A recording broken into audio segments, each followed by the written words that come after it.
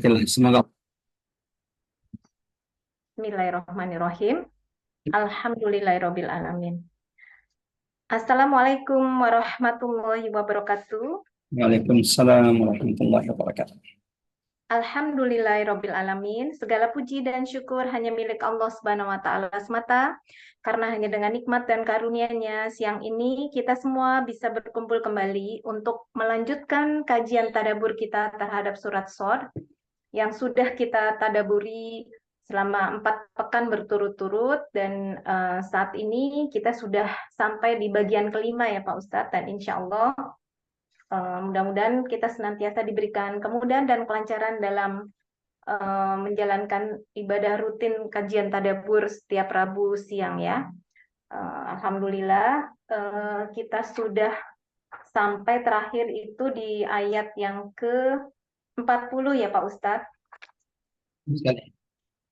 Iya, Ya. jadi surat Shad ini sebagaimana kita ketahui merupakan surat yang ke-38 ya di urutan mushaf, dan secara urutan turunnya juga yang ke-38 ya, urutan turun ke baginda Rasulullah SAW. Jadi urutan dan nomor surat di mushaf itu sama-sama nomor 38, Masya Allah. Dan kita sudah 4 pekan berturut-turut mentadaburi surat ini, dan memang karena jumlah ayatnya cukup banyak, maka memang tidak bisa diselesaikan dalam 4 atau 5 pertemuan, ya mungkin masih sekali lagi.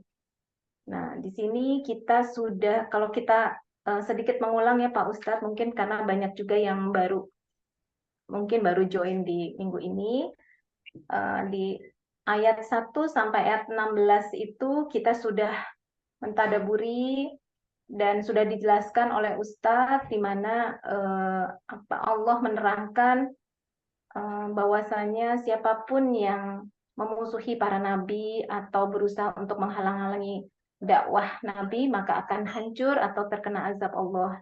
Ini dijelaskan oleh Allah Subhanahu wa taala di surat Shad ini di ayat 1 sampai 16 ya. Dengan berbagai contohnya mulai dari kaum Nabi Nuh, kaum adnya Nabi Hud ya, kaumnya Nabi Hud, kemudian Fir'aun, kemudian kaum Samud, kaum Lut, dan penduduk Aikah ya, kaumnya Nabi Syuaib.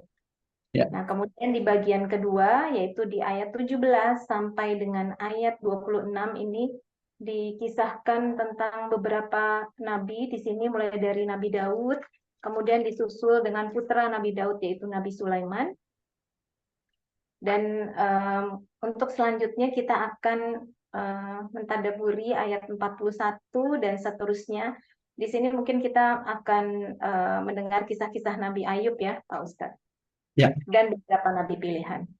Baik, Qadarullah, Ustadz sudah siap. Dan untuk mempersingkat waktu, kami persilahkan Ustadz Umar Maka untuk memulai kajian tadabbur di siang hari ini. Tafadhol Pak Ustadz. Ya, Masya Allah. Bari dan seluruh pengurus Majelis Ta'lim Rabbani dan seluruh jamaah yang dirahmati Allah yang telah bergabung di tadabbur Quran kita siang hari ini, mohon maaf.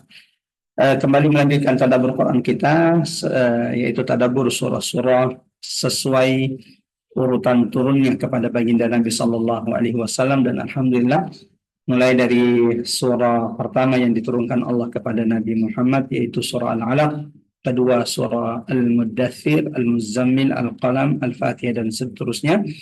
Alhamdulillah kita sudah sampai di surah yang ke-38 sesuai dengan turun surah-surah itu kepada Nabi Sallallahu Alaihi Wasallam, yaitu Quran surah Shad, salah satu surah di dalam Quran dari 29 surah yang diawali dengan huruf-huruf muqatta'ah. Apa itu huruf muqatta'ah? Huruf muqatta'ah itu adalah huruf-huruf yang memulai 29 surah di dalam Quran dari 114 surah di dalam Quran. Mulai dari surah Al-Baqarah, Alif Lam Mim, lalu kemudian ada surah Taha, ada surah Al-Qalam, Nun, lalu kemudian surah Qaf, dan di antara juga adalah surah Shad yang kita tadabburi pada kesempatan kali ini. Mari luruskan niat dan memohon pertolongan Allah, semoga Allah bersihkan hati dan jiwa-jiwa kita. Allah berikan kemudahan kepada setiap di antara kita untuk senantiasa mentadabburi ayat-ayat Allah, memetik ibrah, pelajaran dari keagungan ayat-ayat Allah Subhanahu wa taala. Dan surah Sad ini adalah pertemuan yang kelima seperti tadi yang sudah disampaikan oleh Mbak Ari, mengingat bahwa surah Sad ini terdiri dari 88 ayat sehingga kita tidak bisa mentadabburinya hanya beberapa kali pertemuan. Bismillahirrahmanirrahim. Assalamualaikum warahmatullahi wabarakatuh. Alhamdulillah, alhamdulillahilladzi la ilaha illa huwal ahadus samad. لم يلد ولم يولد ولم يكن له كفوا أحد أشهد أن لا إله إلا الله وحده لا شريك له وأشهد أن محمدا عبد الله ورسوله المبعوث رحمة للعالمين اللهم صل وسلم على محمد وعلى آله وصحابته ومن تبعهم بإحسان إلى يوم الدين أما بعد اللهم ارفعنا بالقرآن اللهم انفعنا بالقرآن اللهم علمنا القرآن قل إن صلاتي ونسكي ومحياي ومماتي لله رب العالمين رضيت بالله ربا وبالإسلام دينا وبمحمد صلى الله عليه وسلم نبيا ورسولا. Jemaah rahmat Allah, bapak-bapak, ibu-ibu, peserta tadabbur Quran sesuai urutan turunnya surah itu kepada baginda Nabi Sallallahu Alaihi Wasallam. Mengawali tadabbur Quran kita pada siang hari ini, saya ingin mengajak kepada siapapun yang telah bergabung memulakan majelis pertemuan tadabbur Quran kita siang hari ini dengan sama-sama mengagungkan asma Allah di majelis ini. Subhanallah, walhamdulillah, wala ilaha illallah, Allahu Akbar. Mudah-mudahan saat ini Allah turunkan keberkahan dan rahmat Allah di tengah-tengah kita. Mudah-mudahan saat ini jamaah rahmat Allah ada malaikat Allah yang senantiasa beristighfar mendoakan siapapun yang hadir di majelis ini, dan semoga majelis perkumpulan kita ini walau secara kita lakukan secara online, mudah-mudahan siapapun yang telah bergabung di majelis ini saat ini majelis kita ini sedang dibangga-banggakan, ditinggikan Allah di hadapan majelis, di hadapan perkumpulan malaikat-malaikat Allah Subhanahu wa taala. Tak lupa mari kita senantiasa memperbanyak salawat kita kepada Nabi sallallahu alaihi wasallam. Allahumma salli wa sallim ala Muhammad wa ala ali Muhammad, yang kita semua menjadi saksi annahu ballaghar risalah, bahwa baginda Nabi telah menyampaikan risalah Tuhannya, wa addal amanah, telah menunaikan amanahnya, wa nasahal ummah, Rasulullah juga telah memberikan nasihat-nasihat terbaik bagi kita umatnya, wajahada fillahi haqqa jihadihi, dan kita semua bersaksi bahwa sungguh baginda Nabi sallallahu alaihi wasallam menghabiskan umurnya untuk berjihad, berjuang di jalan Allah dengan sebenar-benarnya jihad. Semoga Allah merahmati kita, Allah berkenan mendekatkan surga kita semuanya dengan surga baginda Nabi sallallahu alaihi wasallam. Allahumma amin, Allahumma amin. Teman-teman, seperti biasa, sebelum kita memulai tadabbur Quran kita, hari ini insyaallah adalah pertemuan kelima, kita akan mentadabburi ayat 41 sampai dengan ayat 49. Sejenak kita akan memetik ibrah, pelajaran dari kisah-kisah yang Allah berikan di dalam kisah-kisah yang terdapat dalam surah Sad ini. Sudah berulang-ulang kita sampaikan bahwa tidak ada kisah di dalam Al-Quran, ini kaidah, tidak ada kisah di dalam Al-Quran kecuali setiap kisah-kisah tersebut adalah petunjuk bagi orang-orang yang beriman. Kisah-kisah tersebut adalah bentuk kasih sayang Allah kepada kita semuanya. Kisah-kisah di dalam Al-Quran yang mencakup, yang kalau kita perhatikan, sepertiga Quran itu atau 10 juz Al-Quran itu adalah kisah. Dia adalah petunjuk, rahmat, penjelasan atas segala sesuatu. Dan ini ditegaskan Allah dalam Quran surah ke-12, yaitu Quran surah Yusuf ayat 111. Laqad kana fi qasasihim ibratun li ulil albab, sesungguhnya telah terdapat pada kisah-kisah umat terdahulu yang Allah abadikan di dalam Al-Quran ini ibrah, ada pelajaran, ada ibrah bagi siapa? Li ulil albab, bagi orang-orang yang berakal, yang mentadabburi, memperhatikan kisah-kisah tersebut. Dia bukan yang dan memiliki tasdiqan lagi dari pembenaran terhadap kisah-kisah yang terdapat pada kitab-kitab sebelumnya, petunjuk, rahmat Allah bagi orang-orang yang beriman. Dan mudah-mudahan jemaah rahmat Allah kembali kita akan mengambil banyak hikmah pelajaran dari kisah-kisah Al-Quran yang Allah abadikan di dalam surah saat ini. Namun seperti biasa sebelum kita mulai tadabbur Quran kita, sama-sama kita akan membaca beberapa ayat dari surah yang akan kita tadabburi. Berharap mudah-mudahan dengan bacaan Quran kita ini Allah lembutkan jiwa-jiwa kita semuanya, Allah bersihkan hati-hati kita semuanya, sehingga kita dimudahkan Allah untuk kemudian mengambil hikmah pelajaran dari ayat-ayat yang kita tadabburi. Silakan buka mushafnya. Kalau Quran yang digunakan oleh Bapak-bapak Ibu adalah cetakan kita, maka surah Sad ayat 41 sampai ayat 49 yang akan kita tadabburi terdapat pada halaman 455 sampai dengan 456.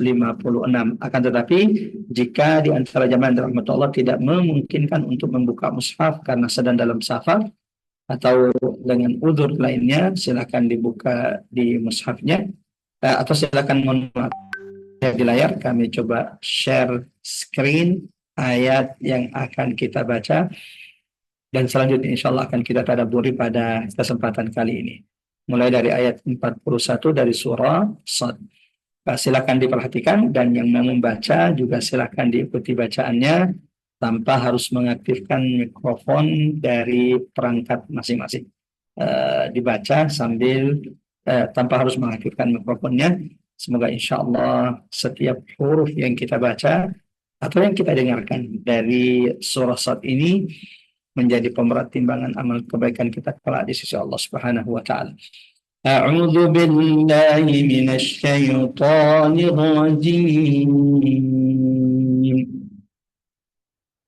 Bismillahirrahmanirrahim.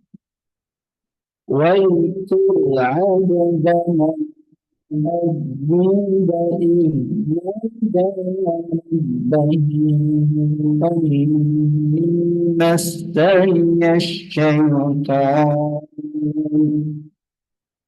أني مسني الشيطان بنصب وعذاب.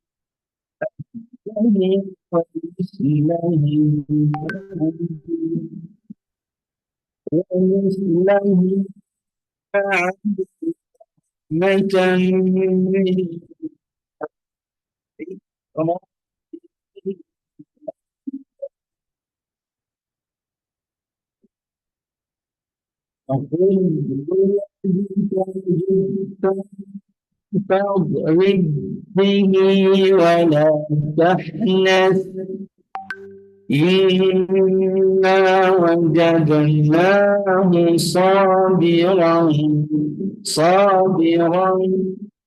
نعم العبد إنه أواب.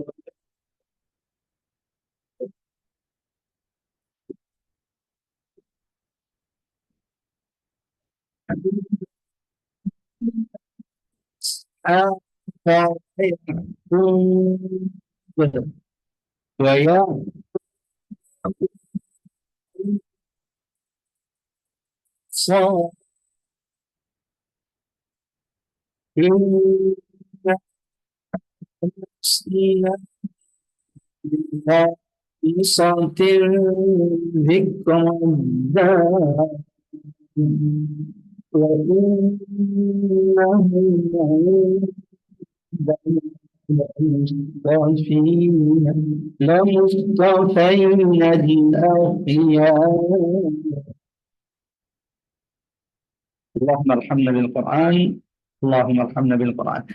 Ya, silakan Mbak Ali, ada yang membantu membaca terjemahan ayat 41 sampai dengan ayat 49 dari surah saat ini. Tafadhal, silakan. Bu Ani mungkin bisa membantu membaca terjemahan. Ya, insya Allah. Assalamualaikum warahmatullahi wabarakatuh. Waalaikumsalam Saya warahmatullahi baca ayat 41 49 ya Ustadz. wabarakatuh. Silakan. A'udzubillahi minasyaitonirrajim. Bismillahirrahmanirrahim. Ayat 41. Dan ingatlah akan hamba kami Ayub ketika dia menyeru Tuhannya. Sesungguhnya aku diganggu setan dengan penderitaan dan bencana. Allah berfirman, hentakkanlah kakimu. Inilah air yang sejuk untuk mandi dan untuk minum. Allahu Akbar. Dan kami anugerahkan dia dengan mengumpulkan kembali keluarganya, dan kami lipat gandakan jumlah mereka sebagai rahmat, dan kami pelajari bagi orang-orang yang berpikiran sehat. Dan ambillah seikat rumput dengan tanganmu, lalu pukullah dengan itu, dan janganlah engkau melanggar sumpah. Sesungguhnya kami dapati dia Ayub seorang yang sabar. Dialah sebaik-baik hamba. Sesungguhnya dia sangat taat kepada Allah. Dan ingatlah hamba-hamba kami, Ibrahim, Ishak, dan Yakub yang mempunyai kekuatan-kekuatan yang besar dan ilmu-ilmu yang tinggi. Sungguh kami telah menyucikan mereka dengan menganugerahkan akhlak yang tinggi kepadanya, yaitu selalu mengingatkan manusia kepada negeri akhirat. Dan sungguh di sisi kami mereka termasuk orang-orang pilihan yang paling baik.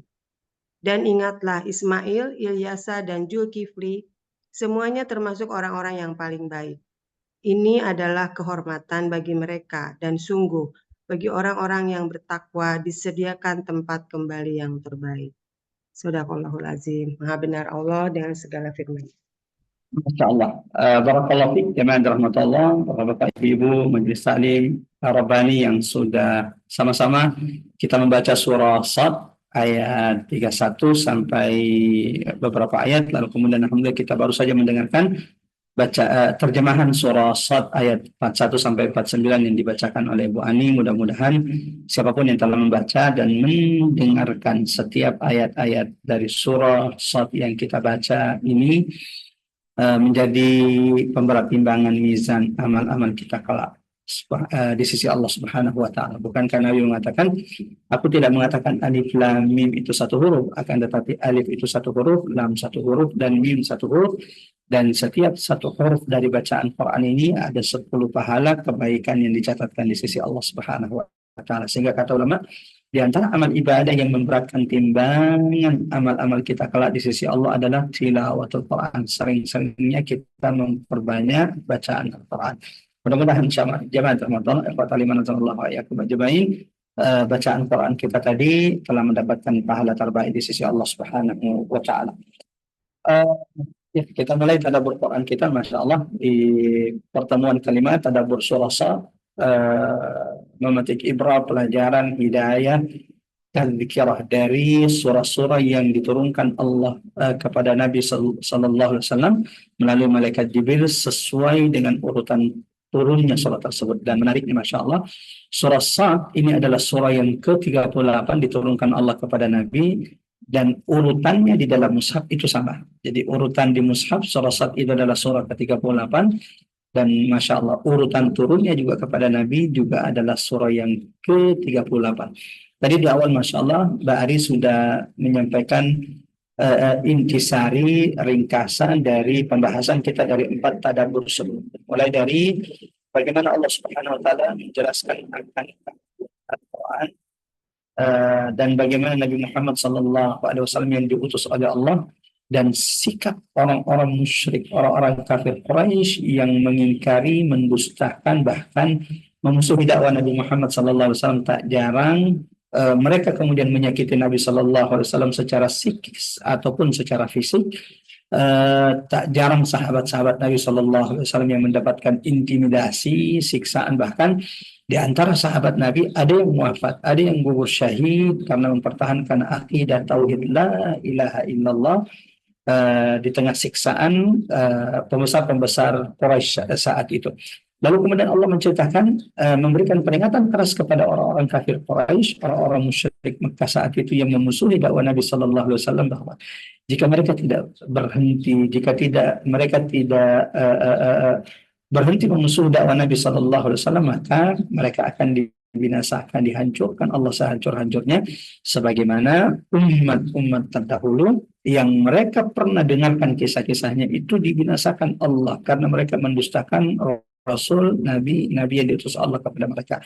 Mulai dari kisah Nabi Nuh, umat Nabi Nuh yang dibinasakan, dihancurkan oleh Allah, lalu kemudian kaum Ad, kaum Tsamud, Fir'aun dengan pasukan-pasukan yang terkenal, ya, Ashabul Aikah. Setiap ini, kisah-kisah yang Allah abadikan ini atau nama-nama umat-umat terdahulu, kaum-kaum yang Allah abadikan di surat saat ini adalah umat-umat terdahulu yang pernah dibinasakan, dihancurkan Allah karena Rasul dan Nabi yang Allah utus kepada mereka. Mereka itu jauh lebih kuat daripada orang-orang Quraisy. Kaum Ad itu adalah kaum yang memiliki fisik terbesar yang pernah ada dalam sejarah umat manusia. Tapi lihat bagaimana mereka dengan mudah dihancurkan, dibinasakan Allah ketika mereka mengingkari, mendustakan dakwah Nabi Hud yang Allah utus kepada mereka. Nabi Hud padahal tidak minta uang dari mereka, tidak minta gaji. Nabi Hud hanya satu seruannya, ya qaum ya'budullah, wahai kaumku, sembahlah Allah Subhanahu wa taala.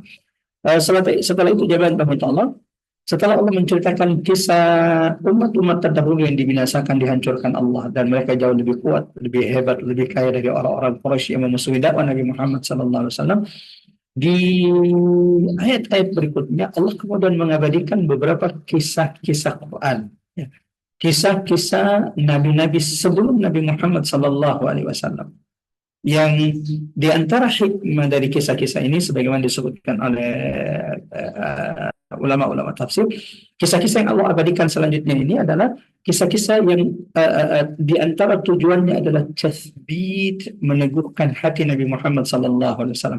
Kisah-kisah ini untuk menghibur Nabi SAW bahwa ketika ia didustakan, ketika Nabi diingkari, ketika Nabi dimusuhi, fa in kadzdzabuka faqad kudziba rusulun min qablik, jika engkau didustakan wahai Muhammad, maka bukan engkau Nabi dan Rasul yang pertama kali didustakan.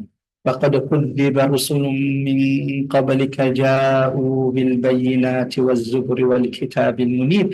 Sebelummu ada nabi-nabi dan rasul yang sudah didustakan oleh umat dan kaum mereka sendiri.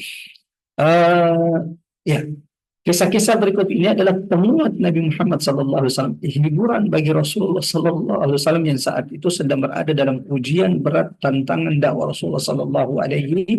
Allah ingin menghibur baginda Nabi SAW bahwa bukan hanya engkau Nabi yang didustakan, bukan hanya engkau Nabi yang mendapatkan ujian, semua Nabi, semua Rasul sebelummu juga didustakan oleh umatnya.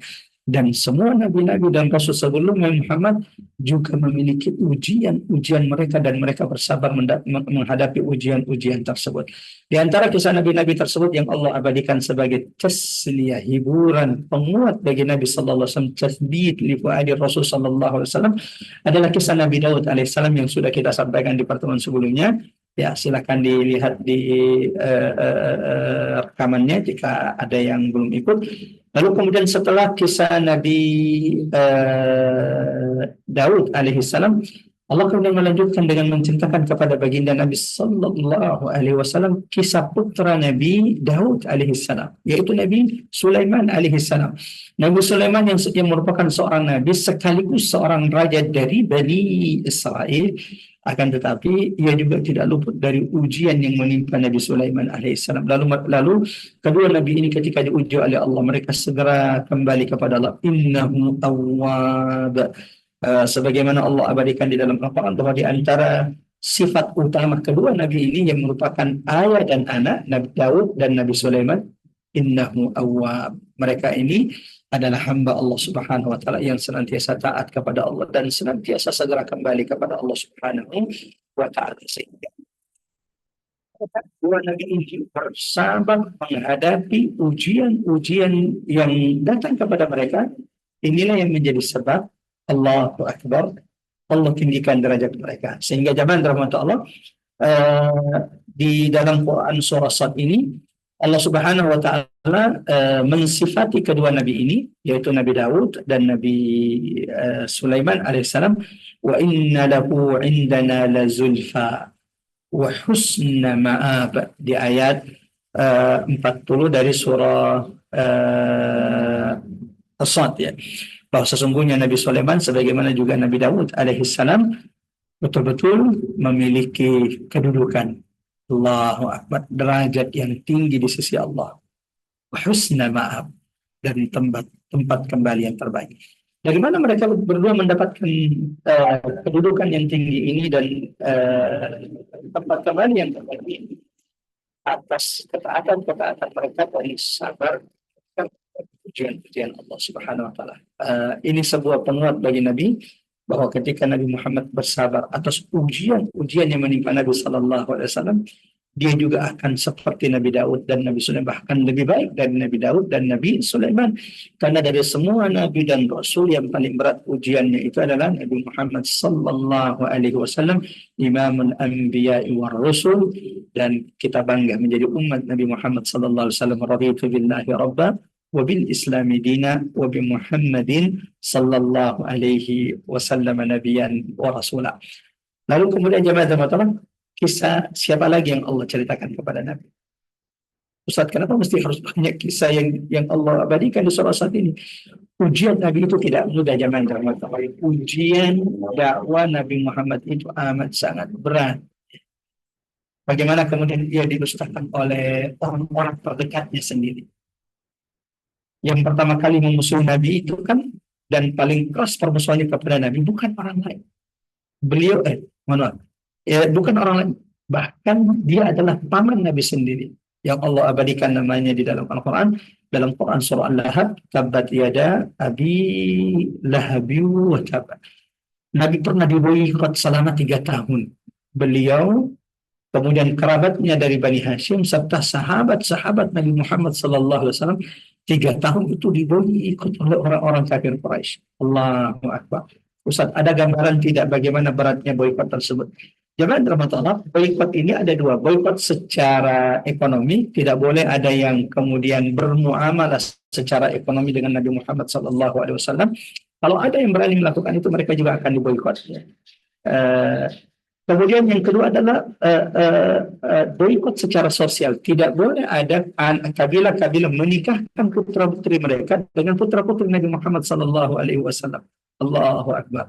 Bukan cuma itu jemaah Allah. Dalam hadis digambarkan Imam At-Tirmidzi rahimahullah dalam kitab Syama'ilun Nabi SAW menggambarkan di antara kondisi beratnya hari-hari yang dilalui Nabi SAW di masa boikot tersebut, sampai-sampai sahabat-sahabat Nabi itu seperti diceritakan oleh sahabat Nabi, tafarraqat ashdaquna, bibir-bibir mereka itu pecah karena mereka hanya bisa makan dedaunan kering. Allahu Akbar. Sebagaimana Nabi SAW tidak menemukan makanan yang mengenyangkan perutnya kecuali makanan-makanan yang disembunyikan bila dibawa ke tiaknya. Karena ternyata orang-orang kafir Quraisy tak hanya kemudian memboikot mereka, tapi juga merampas makanan-makanan yang dimiliki oleh Nabi dan sahabat-sahabatnya. Maka ada beberapa sahabat, diantaranya Bilal bin Rabah, bertugas untuk menyembunyikan makanan Nabi SAW.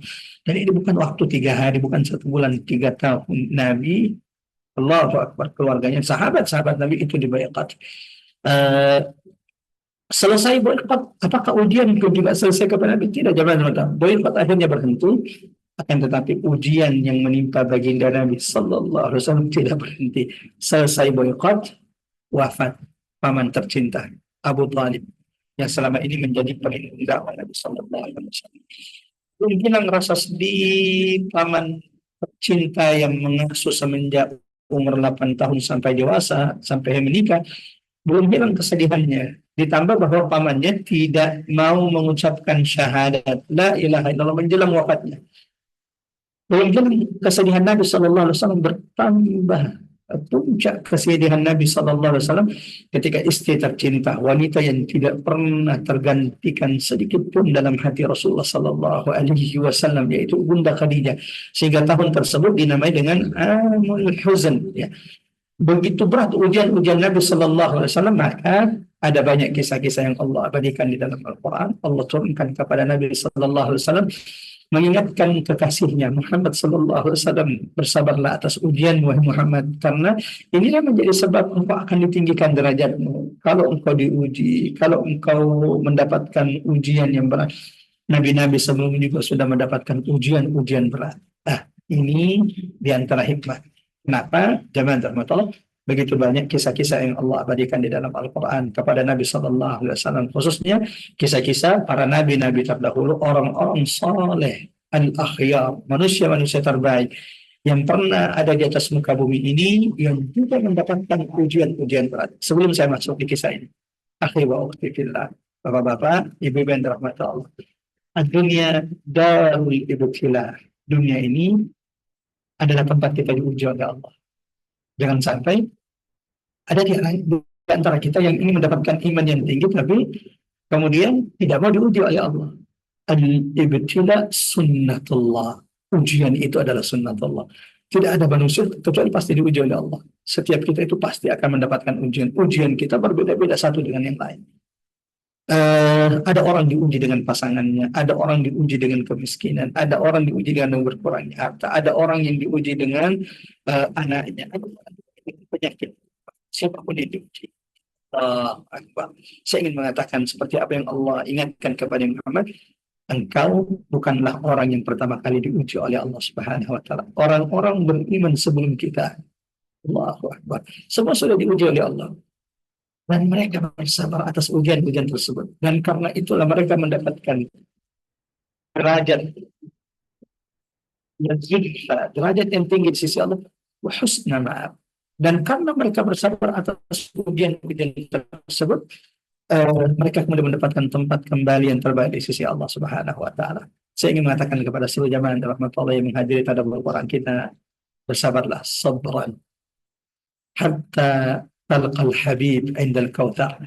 Bersabarlah karena ujian ini hanya sementara, dan teruslah memohon pertolongan kepada Allah sampai perjumpaan dengan Nabi sallallahu alaihi wasallam di telaga Kautsarnya. Ya, kita saat ini hidup di mana ujian bagi orang itu amat sangat berat. Ya, hari ini hampir tidak ada orang yang lepas dari riba. Maka jika bisa bertahan, maka itu adalah sebuah karunia dari sisi Allah Subhanahu wa taala. Nabi sampai mengatakan bahwa akan datang masa kepada kalian wahai umatku, al-mutamassikuna bid-din, orang-orang yang berpegang teguh dengan agamanya, dengan prinsip-prinsip agamanya, dengan aturan-aturan agamanya. Akan datang masa orang-orang yang seperti ini kal-qabid alal jamar, seperti orang yang sedang memegang bara. Coba lihat permisalan yang begitu dalam ini. Ya, orang yang berpegang teguh dengan agamanya seperti ibarat orang yang memegang bara. Kalau dia pertahankan bara tersebut, maka dia akan tersiksa, dia akan sulit menghadapi kehidupan ini. Dia akan merasakan panasnya. Tapi jika dia melepaskan bara itu, maka ia sudah melepaskan agamanya. Ini permisalan yang begitu dalam betapa berat istiqomah di akhir zaman, berpegang teguh dengan agama kita. Mudah-mudahan Allah jaga kita semuanya, Allah istiqomahkan kita semuanya, dan semoga tadabbur Quran kita di setiap ba'da zuhur hari Rabu ini di antara sebab Allah senantiasa jaga kita semuanya, Allah teguhkan setiap di antara kita. Kita lanjut ya rahmatullah. Kisah selanjutnya yang Allah abadikan kepada baginda Nabi sallallahu alaihi wasallam adalah kisah Nabi Ayub. Allahu akbar. Jamaah rahmatullah, ikhwatal iman radhiyallahu wa iyyakum ajmain. Salah satu nabi yang terkenal dengan kesabarannya adalah Nabi Ayub. Kita coba lihat bagaimana dari ayat 41 sampai dengan ayat 44. 41, 42, 43, 44. Ada 4 ayat di mana Allah ringkas sekali di surah Sad ini menceritakan tentang Nabi Ayub alaihissalam. Karena selain di surah Sad ini, jamaah rahmatullah, ikhwatal iman wa iyyakum ajmain, juga terdapat kisah Nabi Ayub di surah yang lain, yaitu dalam Quran surah Al-Anbiya. Kita baca dulu. Wal-qur 'abdana Ayyub.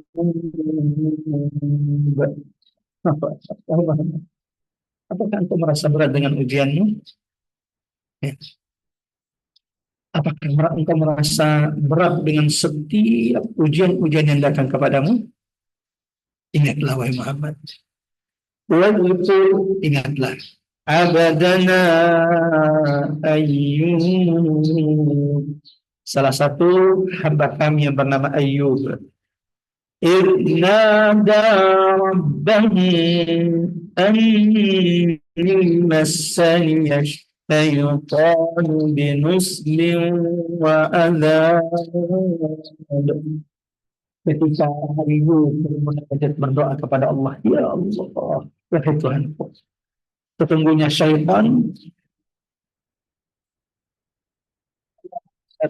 aku telah diganggu oleh syaitan binusbin wa adab. Langsung setelah doa ini Allah berikan solusi kepada Nabi Ayyub alaihissalam. Langsung setelah doa ini jemaah rahmat Allah berikan kesembuhan kepada Nabi Ayyub sebagaimana di ayat 42. Jalika hadza tasalun baligh wa syarab.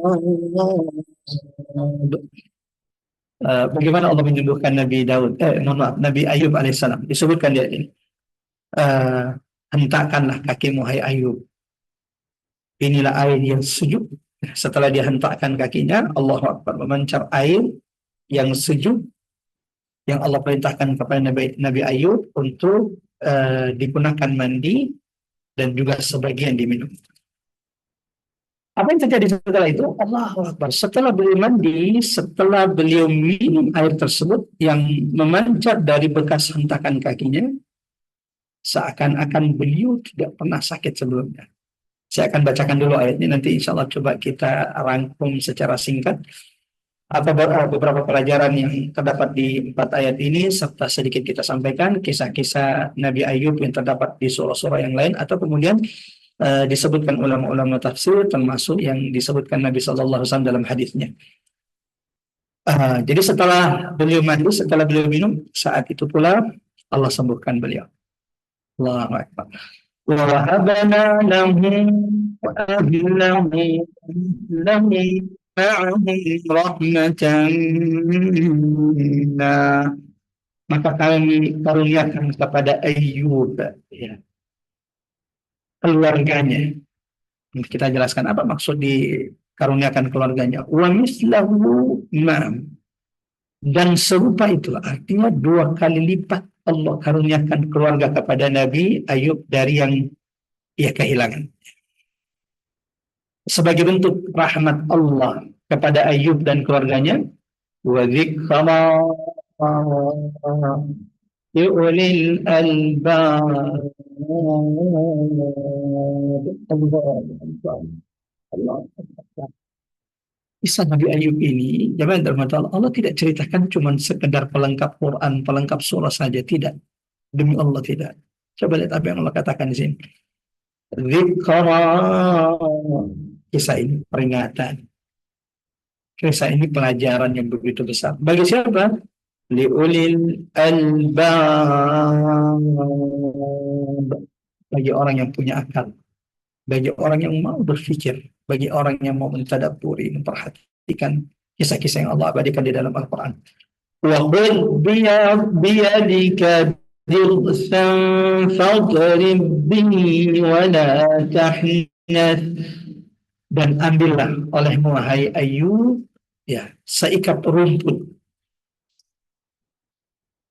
dan pukul dengannya. Dan siapa yang dipukul di sini? Dalam sebuah riwayat zaman Allah disebutkan bahwa Nabi Ayyub itu pernah punya sumpah karena kelalaian yang dilakukan istrinya, maka beliau bersumpah akan memukulnya, dan disebutkan sekian kali. Wallahu a'lam berapa kali, tapi intinya disebutkan sekian kali dia akan cambuk istrinya. Maka jemaah Allah, agar Nabi Ayyub ini tidak melanggar sumpahnya, maka Allah perintahkan kepada beliau mengambil segenggam rumput. Kan di situ ada banyak ranting yang kalau dia pukulkan sekali kepada istrinya, maka itu cukup untuk membatalkan semua sumpahnya yang sebelumnya. Inna wajadnahu sabira. Sesungguhnya Allahu Akbar.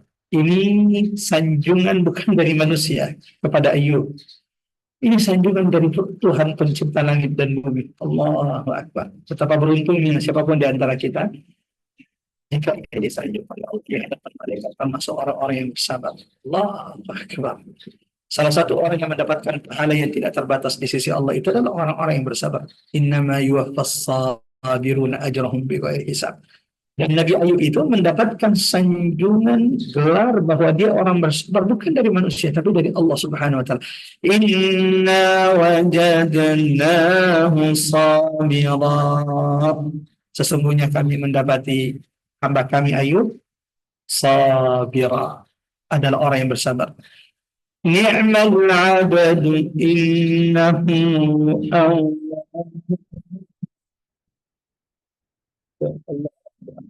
Sebaik-baik hamba Allah, sebaik-baik hamba kami sudah dijuluki sabar oleh Allah. Allahu Akbar.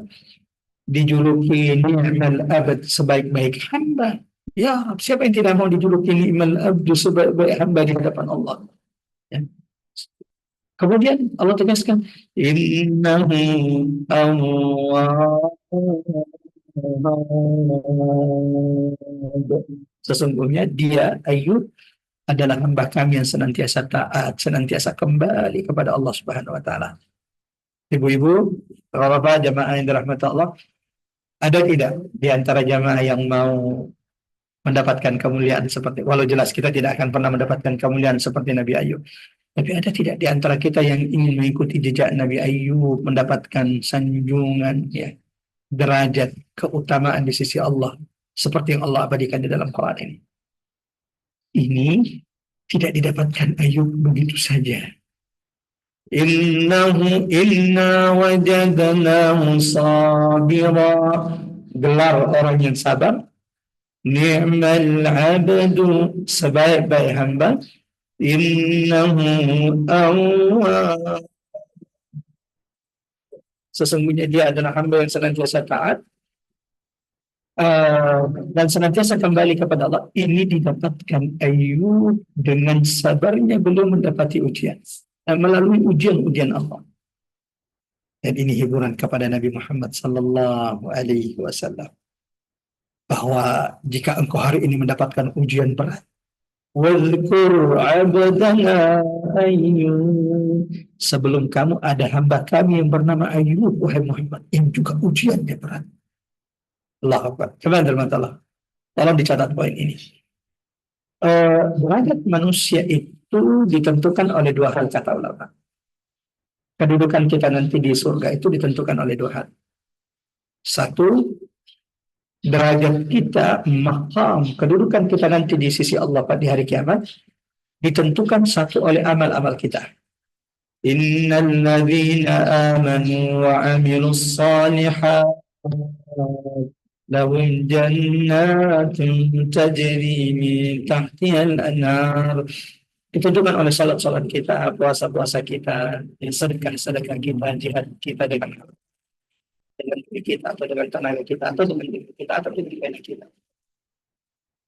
Yang kedua, teman-teman Allah, derajat kita itu dengan satu dengan amal, yang kedua dengan ujian. Kenapa para nabi itu adalah orang yang paling tinggi surganya kelak pada hari kiamat? Karena para nabi itu adalah orang yang paling baik amalnya, dan para nabi dan rasul itu adalah manusia yang paling berat ujiannya. Jadi mereka menggabungkan dua ini, amal terbaik dan ujian terberat. Sementara kita, amal kita setengah-setengah, ujian kita juga biasa-biasa. Bahkan yang perlu kita khawatirkan kalau kemudian kita tidak punya ujian. Jangan sampai kita istidraj, semakin jauh dari agama Allah, semakin kita merasa aman hidup kita. Maka ini, kata ulama, ini yang disebut dengan istidraj. Ketika seseorang itu semakin jauh, semakin dia berpaling dari Allah, semakin kemudian mudah dia dapatkan kenikmatan-kenikmatan ini. Yang ditakutkan adalah Allah menyegerakan kenikmatan bagi mereka di dunia karena mereka tidak mendapatkan itu di akhirat. Sebaliknya, adab yang pedih kelak pada hari kiamat. Jemaah terhormat, sebelum kita menyebutkan ada beberapa pelajaran tentang Nabi Ayub yang terdapat dalam 4 ayat surat di surah saat ini, Ada sedikit tentang Nabi Ayub, kisah Nabi Ayub, jemaah rahmatullah, agar kita memahami dengan benar kenapa kemudian kisah Nabi Ayub salah satu kisah disebut baginda Nabi Sallallahu Alaihi Wasallam. Nabi Ayub, jemaah rahmatullah, di antara nabi keturunan Nabi Ibrahim. Jadi Nabi Ayub itu masih keturunannya Nabi Ibrahim. Dan kita tahu Masya Allah Nabi Ibrahim Abul Anbiya, bapaknya para nabi, bahkan Nabi Muhammad sallallahu alaihi wasallam adalah keturunan Nabi Ibrahim, bahkan Nabi Muhammad itu adalah doa Nabi Ibrahim yang dikabulkan Allah Subhanahu wa taala, seperti dalam hadis yang disebutkan Nabi sallallahu alaihi wasallam. Nabi Ayub, nabi dari Bani Israel, keturunan Nabi Ibrahim alaihi salam, yang Allah limpahkan nikmat karunia yang begitu banyak kepadanya. Allahu Akbar. Allah berikan banyak keturunan kepada beliau, putra-putri yang sehat, yang cerdas. Allah berikan kepada beliau karunia harta yang berlimpah. Allah sudah nabi, sudah nabi, dikayakan Allah, berikan keturunan yang banyak. Ini awal hidup atau awal kisah dari Nabi Ayub. Sampai tiba-tiba ketika Allah hendak meninggikan derajat Ayub, maka Allah turunkan ujian kepada Nabi Ayub alaihissalam. Dan demi Allah, jemaah rahmat Allah, seandainya tidak ada di antara kita ini ujian yang lebih berat dari Nabi Ayub. Bahkan bisa jadi semua ujian kita kalau dikumpulkan belum menyamai ujiannya Nabi Ayub alaihissalam. Seperti apa ujian Nabi Ayub? Dipilih Allah sebagai Nabi dan Rasul di antara keturunan Nabi Ibrahim, diberikan harta yang berlimpah dan keturunan yang banyak. Tiba-tiba datang ujian Allah kepada Nabi Ayub alaihissalam. Apa ujiannya? Mulai dari harta Nabi Ayub yang tiba-tiba habis. Sampai Nabi Sallallahu Alaihi Wasallam menyebutkan dalam hadis, jemaah rahmatullah, diriwayatkan oleh Imam Al-Bukhari, inna nabiyallahi Ayyub, sesungguhnya Nabi Allah Ayyub itu diuji oleh Allah dengan ibtuliya bibala'in syadid, diuji dengan ujian yang amat sangat berat. Fasabara sabran jamila, namun Ayyub memilih untuk bersabar dengan sebaik-baiknya. Fakana lahu minal mali wal waladi syai'ul katsir. Nabi mengatakan bahwa Nabi Ayub itu awalnya sebelum ujian itu datang, beliau itu punya harta yang banyak, beliau itu punya keturunan anak putra-putri yang banyak. Tapi tiba-tiba Masya Allah datang angin kencang menghabiskan semua ternak, pertanian, harta Nabi Ayub alaihissalam. Ini saja kalau menimpa kita, zaman belum tentu kita siap. Tiba-tiba harta karunia yang Allah berikan kepada kita, ambil semuanya oleh Allah Subhanahu wa taala. Allahu Akbar. Ya. Salah satu ujian Allah kepada manusia itu dalam Quran surah Al-Baqarah, "Wala nabluwannakum bisyai'in minal khawfi wal ju'i wa naqsin minal amwali wal anfus." Berkurangnya harta. Jadi kalau mendapati suatu saat harta kita berkurang, itu salah satu ujian Allah kepada orang-orang beriman. Wa basyiris sabirin. Kata Allah, sampaikan berita gembira bagi orang-orang yang bersabar ketika ujian musibah itu datang kepadanya. Kerabat tercinta yang meninggalkan kita, harta yang berkurang, tiba-tiba kita yang kena sakit, yang kita hindari selama ini. Kata Allah, kalau ada yang bersabar di antara hamba-Ku, sampaikan berita gembira kepada mereka. Alladzina idza asabatuhum musibah, orang-orang ketika ia tertimpa musibah, qalu, mereka berucap, inna lillah, segala yang kita miliki ini milik Allah, wa inna ilaihi raji'un, dan sungguhnya semua ini akan kembali kepada Allah Subhanahu wa taala. Ya. Ujian pertama Nabi Ayub apa? Habis seluruh hartanya. Allahu Akbar. Dari yang tadinya kaya raya tiba-tiba menjadi miskin papa, tidak punya apa-apa. Ini saja sudah sangat berat, jemaah rahmat Allah. Tidak sampai di situ. Setelah habis hartanya, Anaknya yang banyak, putra-putrinya yang banyak, tiba-tiba dimatikan Allah, diwafatkan Allah. Satu persatu anak Nabi Ayub itu wafat. Semuanya meninggal. Allahu Akbar. Allahu Akbar. Kita jangan dengan Allah. Baru orang terdekat kita, kadang kita sudah berkeluh kesah kepada Allah. Ayub, seluruh kerabatnya, maaf, seluruh putra-putri anaknya itu dimatikan Allah. Apakah beliau kemudian menyalahkan takdir Allah? Sekali-kali tidak. Lagi-lagi beliau bersabar. Inna wajadnahu sabira. Allahu Akbar. Kata Allah, ujian kedua datang setelah hartanya habis, anak-anaknya dimatikan Allah semuanya. Allahu Akbar. Lagi-lagi beliau hanya bisa bersabar. Inna wajadnahu sabira. Dan meminta pertolongan kepada Allah. Allahu Akbar. Sampai ini Nabi Ayub belum baca doanya ini. Anni massani syaitan. Wahai Allah, sesungguhnya setan telah menggangguku dengan guncangan. Doa ini belum dibaca Nabi Ayub. Di ujung ini belum dibaca oleh Nabi Ayub. Belum diberikan kepada Nabi Ayub. Sebagaimana disebutkan dalam buku-buku tafsir. Apa ujian ketiga yang menimpa Ayub? Jemaah rahmatullah. Ujian ketiga yang menimpa Nabi Ayub adalah tiba-tiba seluruh kulit anggota badannya itu dipenuhi dengan luka dan penyakit. Satu badan. Ada yang mengatakan kusta, wallahu a'lam bishawab. Intinya penyakit kulit. Dan penyakit kulit ini tidak ada satu anggota tubuh Nabi Ayub kecuali kena dengan penyakit kulit ini. Ada satu riwayat menyebutkan bahwa yang tidak kena penyakit kusta atau penyakit kulit dari tubuh Ayub hanya lisannya. Allahu Akbar. Agar dia tetap bisa berzikir kepada Allah. Allah tidak izinkan lisannya kena agar Ayub masih terus bertasbih berzikir kepada Allah Subhanahu wa taala. Dan sakitnya bukan 1 bulan, jemaah terbentuk Allah. Sakitnya bukan 1 tahun. Kita baru sepekan dikasih sakit oleh Allah, ya Allah mulai goyah iman kita. Baru 1 bulan, 2 bulan diuji oleh Allah, sudah ada yang datang ke dukun. Padahal Nabi sudah ingatkan kita, man atakahinan, barang siapa yang mendatangi dukun, wasaddaqahu bima yaqul, lalu ia percaya dengan ucapan dukun tersebut, maka ia telah kufur dengan apa-apa yang diturunkan Allah kepada Nabi Muhammad SAW. Dia disebutkan, barang siapa yang mendatangi dukun lalu kemudian mempercayai apa yang diucapkan oleh dukun tersebut, maka jangan terbatal 40 hari sholatnya itu tidak diterima di sisi Allah Subhanahu Wa Taala.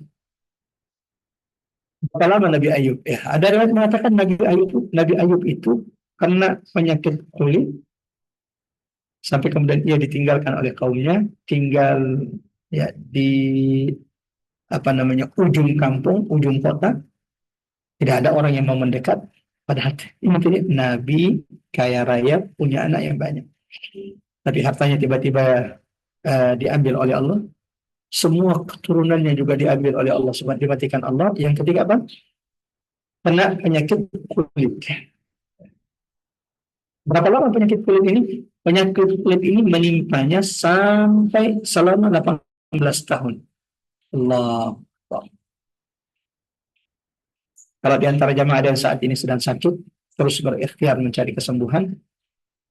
Ustaz ini sudah 6 tahun, Ustaz ini sudah 5 tahun. Semoga dengan ini Allah tinggikan derajat ibu, derajat bapak di sisi Allah Subhanahu Wa Taala. Ayub itu bisa mendapatkan derajat kedudukan yang mulia di sisi Allah karena sabarnya beliau menghadapi ujian-ujian Allah. Sampai zaman tertentu suatu saat ketika Nabi Ayub, jadi kan istri Nabi Ayub itu sampai mengatakan, ala tad'ullah, wahai suamiku Ayub, tidakkah engkau berdoa kepada Allah agar Allah segera angkat penyakitmu? Apa jawaban Nabi Ayub? Kata Nabi Ayub, Allah sudah berikan saya kesehatan selama sekian puluh tahun, saya hidup sehat, aku malu kepada Tuhanku, aku baru dikasih sakit beberapa tahun ini, masa aku tidak bersabar dan minta kepada Allah Subhanahu Wa Taala.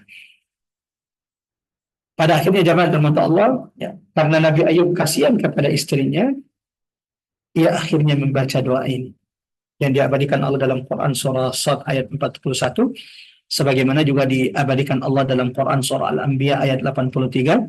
Wa ayyuba idh nada rabbahu anni massani ad-dur. Mohon diperlihatkan ya di ayat 83 surah Al-Anbiya. Dan ingatlah Ayub ketika ia menyuruh Tuhannya, sesungguhnya aku telah ditimpa penyakit. Anni massani ad-dur. Allahu Akbar. Kalau kita perhatikan doa Nabi Ayub ini memang nggak sembarang keluar dari lisan manusia biasa. Betul-betul keluar dari Nabi yang betul-betul sabar. Kenapa? Coba lihat. Ingatlah ketika Ayub berdoa, wahai Tuhanku, sesungguhnya aku tertimpa penyakit. Lalu dia apa yang beliau katakan? Wa anta arhamur rahimin. Ya Allah, itu adalah Tuhanku, zat yang paling penyayang dari semua penyayang. Sudah dikasih sakit, sudah diuji dengan ujian berat oleh Allah, semua hartanya habis, anaknya wafat semuanya, kena penyakit kulit 18 tahun, tidak ada yang selamat dari anggota badannya indah kecuali lisannya. Tapi coba lihat, ia tidak pernah berburuk sangka kepada Tuhannya. Di dalam doanya dia mengatakan wa anta arhamur rahimin. Dan sesungguhnya engkau, wahai Tuhanku, kata Nabi Ayub, adalah adalah yang paling penyayang dari semua penyayang. Maka setelah beliau berdoa kepada Allah, saat itulah kemudian Allah ijabah. Quran surah Al-Anbiya ayat 84. Fastajabna. Jangan sepelekan yang namanya doa. Allahu Akbar. Doa inilah jemaah rahmat Allah yang menjadi sebab Allah angkat penyakit Nabi Ayub. Beberapa ulama menganjurkan kepada orang yang sakit, lalu kemudian berharap kesembuhan, coba baca doanya Nabi Ayub. Apa doanya? Wa ayyuba idh nada rabbah. Dan ingatlah ketika Ayub menyeru Tuhannya, An-Nasani ad-dur. Wahai Tuhanku, saat ini aku tertimpa penyakit. Wa anta arhamur rahimin. Dan engkau adalah Tuhan kami yang paling penyayang dari semua penyayang. Allah Akbar. Setelah doa tersebut, maka segera Allah kemudian mengijabah doanya. Fastajabna lahu. Maka kami kabulkan doanya Nabi Ayub dan kami lenyapkan penyakitnya. Bagaimana cara lenyap penyakitnya? Disebutkan di ayat surah Sad ayat 42. Allah perintahkan Nabi Ayub untuk menghentakkan kakinya ke bumi, maka memancarlah kemudian Allahu Akbar air yang segar. Lalu Allah perintahkan Nabi Ayub untuk mandi. Hadza mubtasalun baridun wa syarab. Allah perintahkan Nabi Ayub untuk mandi sekaligus minum. Dan setelah itu, Allahu Akbar, kembali seperti semula, bahkan lebih mudah. Kulitnya bahkan lebih bersih sebelum Allah bisa. Bukan cuma itu jemaah Allah angkat penyakitnya. Setelah dia bersabar, kata Allah, wa wahabna lahu ahlahu wa mislahum ma'ahum. Allah ganti keturunan keluarganya yang hilang itu dengan anak yang berlipat. Allahu Akbar. Kan tadi salah satu ujiannya adalah semua putra-putranya itu wafat. Kata Allah, setelah kami sembuhkan Nabi Ayub, kami juga karuniakan kepadanya keturunan anak putra-putri. Wa mislahum ma'ahum, bahkan berlipat dari yang dia kehilangan. Rahmatan minna wa dzikra li ulil albab. Sebagai rahmat Allah, kasih sayang Allah kepada Ayub, dan ini agar juga menjadi peringatan, pelajaran besar bagi orang-orang yang berakal. Jamaah rahmatullah, ikhwatal iman radhiyallahu wa iyyakum ajmain. Ada beberapa pelajaran yang semoga menjadi hikmah ibrah bagi kita semua dari kisah Nabi Ayub yang Allah abadikan di surah saat ini. Yang pertama, jamaah rahmatullah, pelajaran terbesar dari Nabi Ayub, Allah perintahkan Nabi Muhammad, sebagaimana ini juga pelajaran bagi kita semuanya, ikhwatal iman radhiyallahu wa iyyakum ajmain, untuk senantiasa belajar dari kesabaran Nabi Ayub alaihissalam. Inna wajadnahu sabiran. Allah hibur Nabi Muhammad SAW bahwa kalau hari ini kau mendapatkan ujian berat dari orang-orang kafir Quraisy, ada hamba kami yang juga sangat berat, tapi dia bersabar. Belajarlah dari kesabarannya wahai Muhammad. Dan bagi kita umat Nabi Muhammad SAW, Allah abadikan kisah ini juga agar menjadi pelajaran bagi kita. Belajar dari kesabaran Nabi Ayub alaihissalam.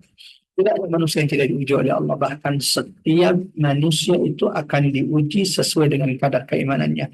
Semakin tinggi imannya kepada Allah, maka semakin berat ujian itu yang akan datang kepadanya. Pelajaran kedua, jamaah rahmatullah ikhwatal iman azanallahu wa iyyakum ajmain, dari kisah Nabi Ayub yang Allah abadikan di 4 ayat surat saat ini. Allahu Akbar. Allah Subhanahu wa taala menyanjung Nabi Ayub di surah ini sebagaimana Allah menyanjung Nabi Daud dan Nabi Sulaiman di ayat-ayat sebelumnya. Ni'mal abadu innahu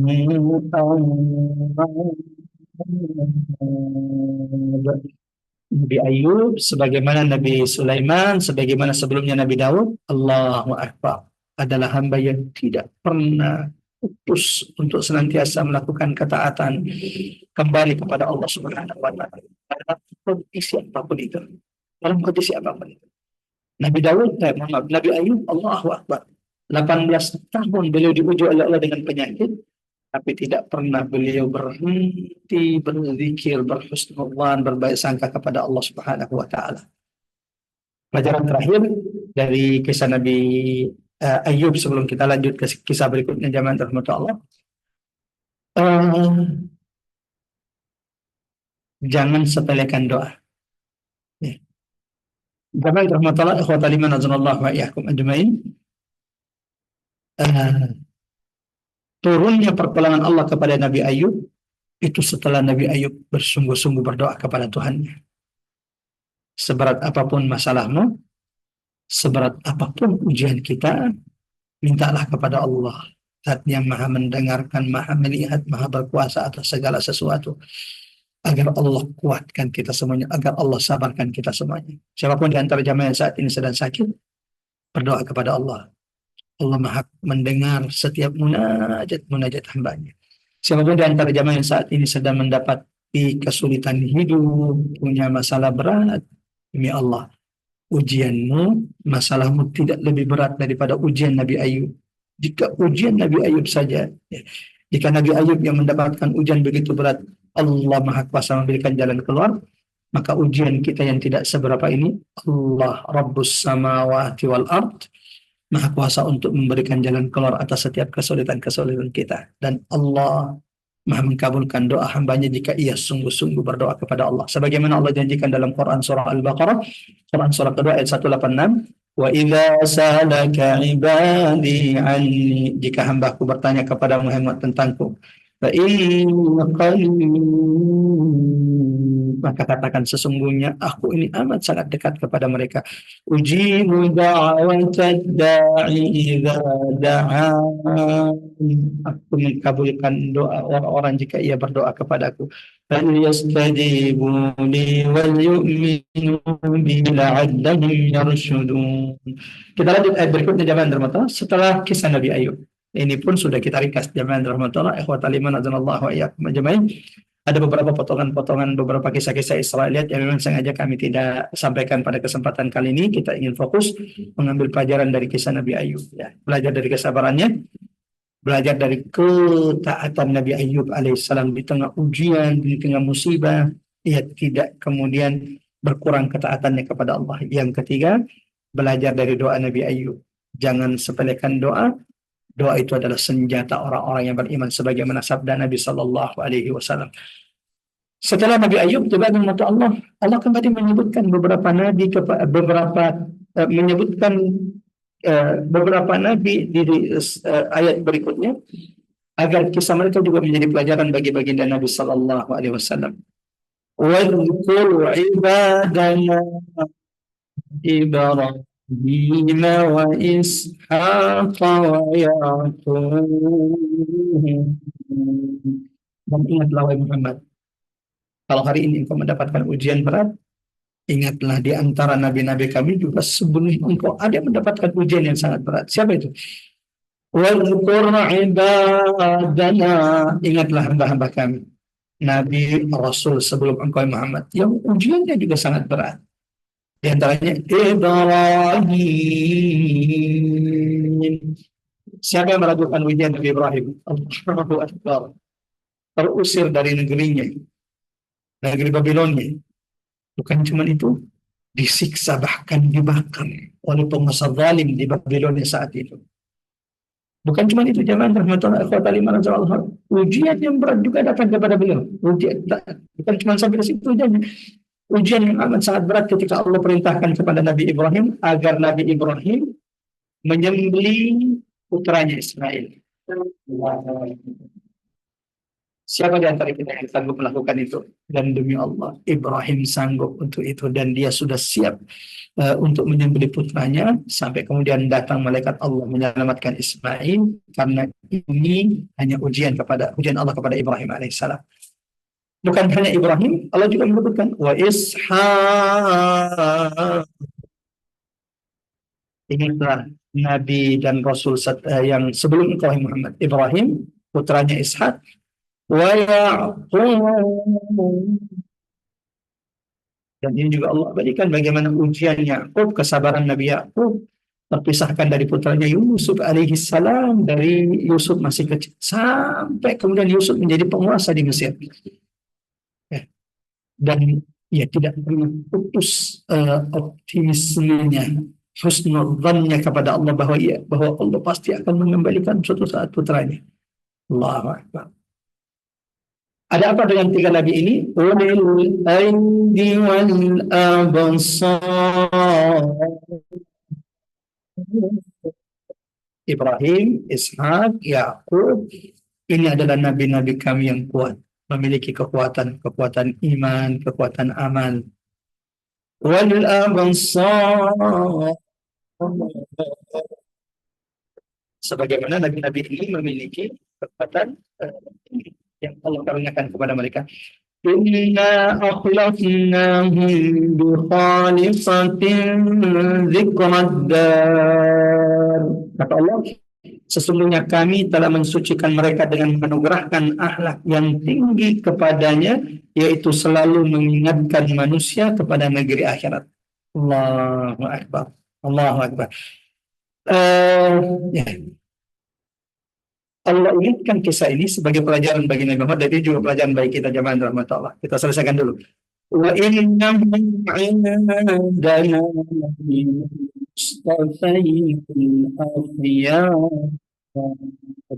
ketiga nabi tersebut, Nabi Ibrahim, Nabi Ishak, Nabi Yaqub, kata Allah Subhanahu wa taala, mereka ini termasuk orang-orang pilihan terbaik.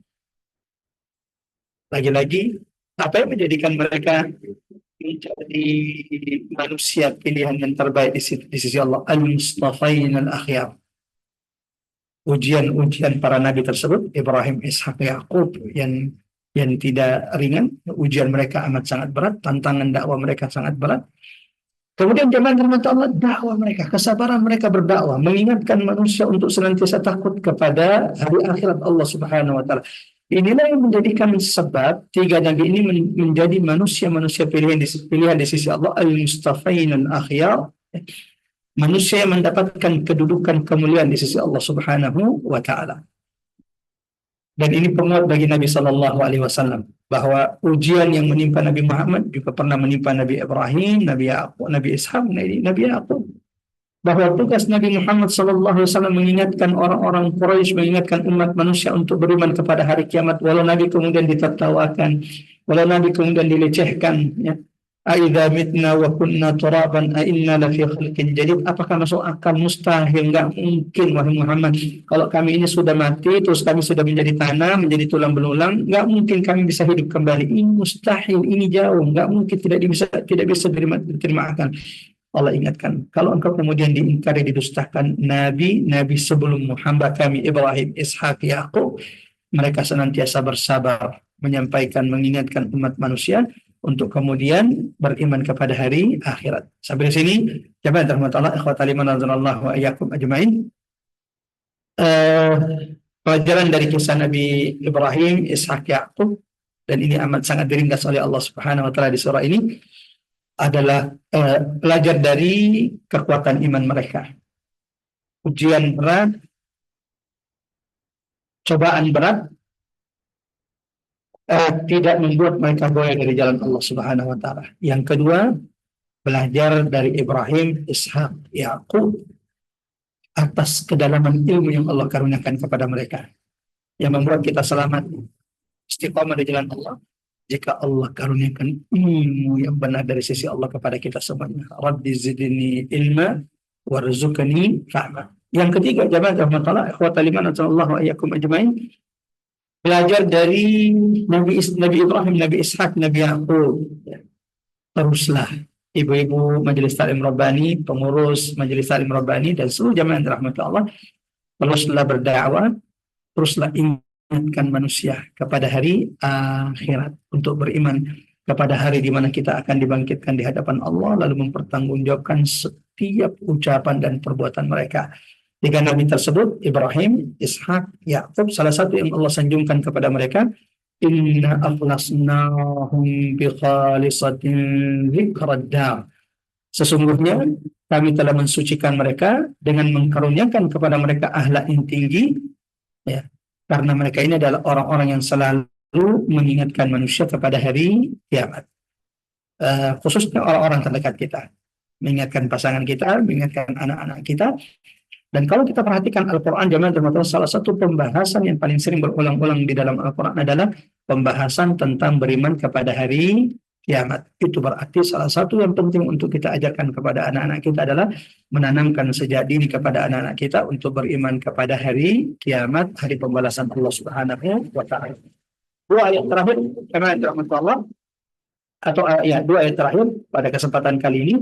Setelah Allah perintahkan kita dan perintahkan Nabi Muhammad dan perintahkan kepada kita semua belajar dari Nabi Ibrahim, Nabi Ishak, dan Nabi Yakub, Allah kemudian juga memerintahkan kita untuk mengambil pelajaran dari beberapa nabi yang kembali Allah sebutkan di surah ini.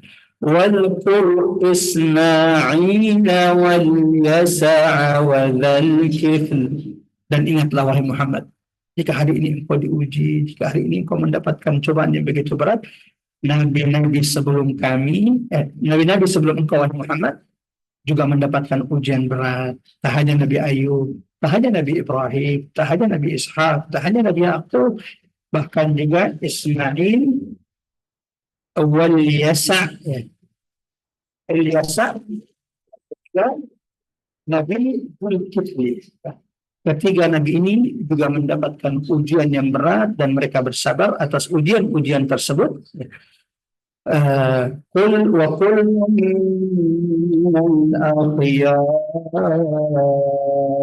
ketika mereka bersabar atas ujian-ujian yang mereka dapatkan di tengah umat mereka, dan mereka terus berdakwah mengingatkan umatnya untuk beriman kepada Allah dan beriman kepada hari akhirat, maka Allah pilih mereka termasuk orang-orang yang terbaik.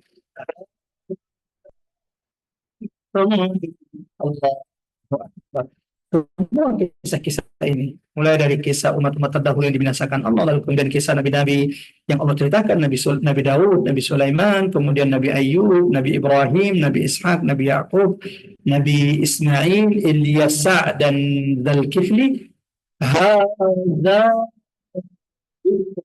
Semua ini adalah peringatan, semua ini pelajaran agar orang-orang berakal itu mengambil pelajaran dari mereka, dan agar orang-orang yang beriman itu menjadikan mereka teladan-teladan terbaik dalam hidup mereka. هذا ذكر وإن للمتقين لحسن مآب. Dan siapa yang ingin menjadi orang-orang bertakwa, belajarlah dari nabi-nabi yang Allah kisahkan. Dan orang-orang yang bertakwa itu kata Allah, sesungguhnya orang-orang bertakwa, bagi orang-orang bertakwa, la husna ma'ab. Sungguh Allah telah menyiapkan bagi mereka tempat kembali yang terbaik di sisi Allah Subhanahu wa taala. Dengan demikian alhamdulillah kita selesai dari tadabbur Quran kita pada siang hari ini ayat 41 sampai 49 surah Sad, dan Masya Allah ada beberapa nabi-nabi yang Allah kisahkan. Walau kisah-kisah ini kemudian diringkas, bahkan hanya disebut Allah Subhanahu wa taala nama-nama mereka dan bagaimana Allah menyanjung nabi-nabi tersebut atas kesabaran mereka dalam berdakwah, atas kesabaran mereka menghadapi ujian-ujian yang datang kepada mereka di jalan Allah Subhanahu wa taala. Semoga ini juga menjadi pengingat bagi kita agar senantiasa bersabar. Dunia ini tempat ujian, tidak ada manusia yang tidak diuji, bahkan ujianmu adalah gambaran imanmu di sisi Allah Subhanahu wa taala. Kita tidak minta diuji oleh Allah, tapi ketika kita diuji oleh Allah, semoga Allah kuatkan, semoga Allah sabarkan kita semuanya, dan Allah tidak matikan kita kecuali Allah matikan kita di atas Islam. Kita tutup dulu majelis ini, kemudian kita buka sesi tanya jawab. Sama-sama kita baca surah Al-Asr. A'udzubillahi minasyaitonirrajim. Bismillahirrahmanirrahim. Wal 'asr innal insana lafi khusr illa alladziina amanu wa 'amilus shalihat wa tawasaw bil haqqi wa tawasaw bis sabr. Kemudian kita tutup dengan doa pada majelis. La ilaha illa anta nastaghfiruka wa natubu ilaik wa sallallahu ala Muhammad wa ala ali Muhammad walhamdulillahi rabbil alamin. Kami kembalikan ke Mbak Arisinta. Tafadhali, silakan Mbak. Terima kasih Ustadz Umar Maka. Ibu dan Bapak, saatnya kita di sesi tanya jawab. Silahkan bagi yang ingin bertanya bisa langsung unmute.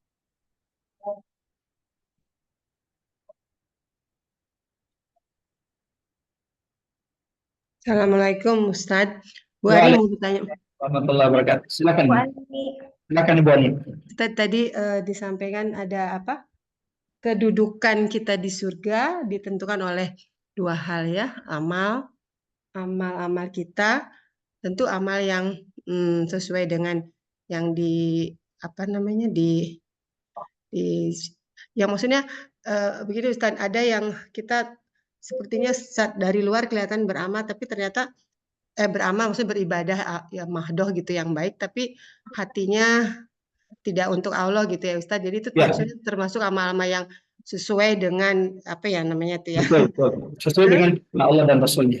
Ya, itu juga saya masih belajar ya Ustadz. Jadi masih belum apa namanya belum yakin bahwa saya itu beribadah seperti itu. Jadi sampai saat ini saya harus terus belajar.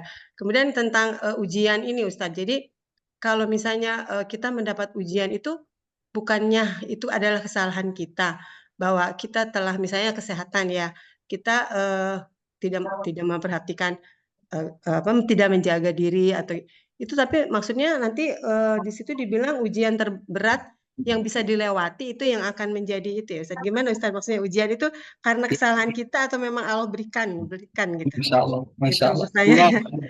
Allah Akbar. Ibu rahmatullah. Disinilah salah satu bentuk maha pemurahnya Allah.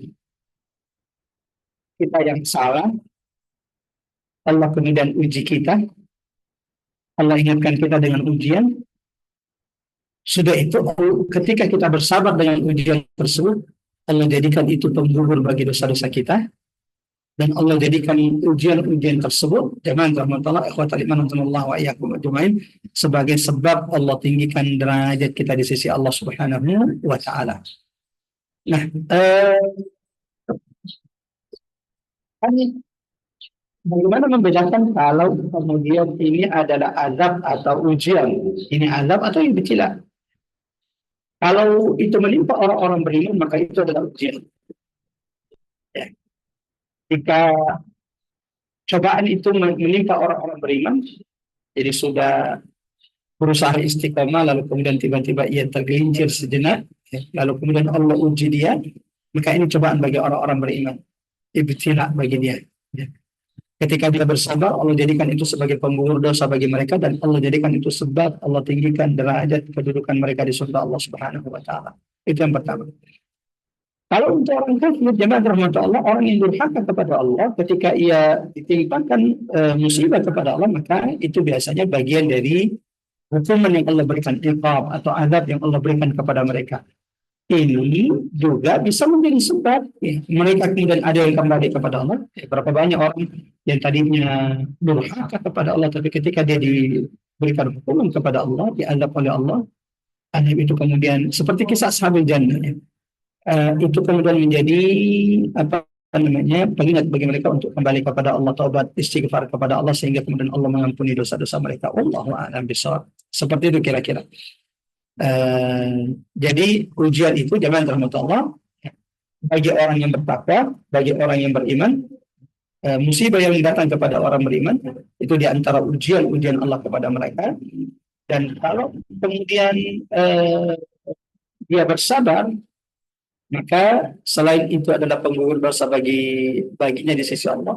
Itu juga menjadi sebab Allah akan tinggikan derajatnya, ya. Karena seperti yang tadi kita katakan bahwa kedudukan kita di akhirat itu ditentukan oleh dua hal. Satu, ditentukan oleh amal-amal kita. Yang kedua, ditentukan oleh ujian-ujian kita di jalan Allah Subhanahu wa Ta'ala. Itu kenapa para nabi itu adalah orang yang paling tinggi kedudukannya kelak, karena mereka paling berat ujiannya dan terbaik amal-amal mereka di sisi Allah Subhanahu wa Ta'ala. Silakan. Ya, terima kasih Ustadz. Sama-sama. Ya, terima kasih Bu Ani untuk pertanyaannya. Ada lagi yang ingin bertanya? Ibu Weni, Ibu Dede, Ibu Eli, Ibu Linda, Ibu Ratna mungkin, atau Ibu Rinjani, Ibu Tesi, Ibu Tatat, silahkan kalau ingin bertanya. Jadi semua yang baik-baik itu kan datangnya dari Allah ya Pak Ustadz. Nah, semua yang tidak baik itu karena kesalahan kita. Tapi karena kesalahan itulah, maka itu menjadi cobaan ya sekaligus ya untuk kita, dan itu penggugur dosa kita juga ya. Betul. Dan itu merupakan apa ya? Ladang amal juga, dalam artian untuk mengumpulkan pahala tadi ya Pak Ustadz ya. Betul sekali. Kemudian menentukan bagaimana kedudukan kita nantinya di mata Allah dengan melalui ujian tersebut, termasuk kesabaran kita gitu ya Pak Ustadz. Betul sekali. Tapi apa yang membedakan nih Pak Ustadz antara tadi ya, kalau misalnya diberikan kepada orang yang beriman kan itu ujian. Itu ujian. Kalau diberikan kepada orang yang tidak beriman itu bisa bisa ya itu azab atau hukuman yang Allah berikan kepada mereka. Nah, hukuman ini bisa membuat ada dua kemungkinan. Ada orang yang dihukum kemudian kembali kepada Allah, ada orang yang dihukum dan Allah tutup pintu kembali itu kepada Allah tutup pintu hidayah itu kepada mereka. Seperti Firaun contohnya, ya. Ketika dia dihukum oleh Allah Subhanahu wa Ta'ala, diadab oleh Allah, Allah tutup tuh pintu azab itu, Allah tutup pintu rahmat itu bagi Firaun. Atau seperti Abu Lahab. Abu Lahab itu ketika Allah turunkan hukuman kepada Abu Lahab dengan turunnya surah Al-Lahab. Karena kan tadinya ketika Abu Lahab Nabi berdiri di atas bukit Safa menyuruh orang Quraisy untuk beriman kepada Allah, untuk mengucapkan la ilaha illallah. Yang pertama kali menentang Nabi dengan berdiri menunjuk Nabi Muhammad itu Abu Lahab. Malaikat itu sudah izin untuk turun menghancurkan Abu Lahab. Tapi kata Allah, biarkan aku yang membela sendiri kekasihku Muhammad. Allah tidak mematikan langsung Abu Lahab untuk memberi, tapi Allah turunkan azab yang jauh lebih pedih. Apa itu? Turunnya surah, turunnya Quran yang dibaca sampai hari kiamat. Yang siapapun yang membaca surah ini berarti dia tahu betul celah, aib, kehinaan dari Abu Lahab ini, dan ini jauh lebih menyakitkan. Allah turunkan azab ini dan Allah tutup pintu rahmat dan taubat itu bagi Abu Lahab disebabkan perbuatan dia sendiri. Wallahu a'lam bishawab. Ya. Jadi ujian atau azab itu bisa membuka atau bisa menjadikan itu sebagai taufik hidayah, tapi bisa juga itu menutup pintu keberkahan semuanya gitu ya Pak Ustadz. Betul sekali. Ya. Betul sekali. Ada lagi? Silakan. Ini menjelang pertanyaan untuk Assalamualaikum Ustaz. Silakan. Waalaikumsalam warahmatullahi wabarakatuh. Gimana kondisi Mekah saat ini? Wah, kemarin hujan, Masya Allah. badai sampai banjir. Kemarin anak-anak libur sekolah, Ustadz, karena Allahu cuaca. Akbar. Masya Allah. Jadi Mekah itu sudah mustajab, tempat mustajab. Ditambah hujan, Iya, mustajab. Itu double mustajab itu. alhamdulillah. Tapi sekarang udah normal. Hari ini Silakan Mbak Yola. hari. Ustadz mau tanya, jadi kan tadi kan di chat ada surat Allah berfirman di surat Al-Baqarah ayat 155, dan kami akan menguji kamu dengan sedikit ketakutan, kelaparan, kekurangan Ya, harta jiwa dan buah-buahan.